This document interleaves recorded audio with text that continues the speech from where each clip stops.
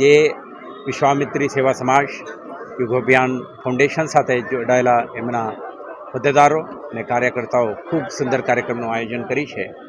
ના એક તો ભક્તિ, સંગીત, નૃત્ય અને સાથે સાથે વિશ્વામિત્રી નદી સાથે જોડાયેલા તમામ જીવજંતુઓના સુરક્ષા માટેનો એમનું જે સંવેદનશીલતા, આનું એક સંમિલિત આ કાર્યક્રમ એક સ્ટ્રોંગ મેસેજ આપે છે કે ભગવાનના સૃષ્ટિમાં દરેકનું મહત્ત્વ છે.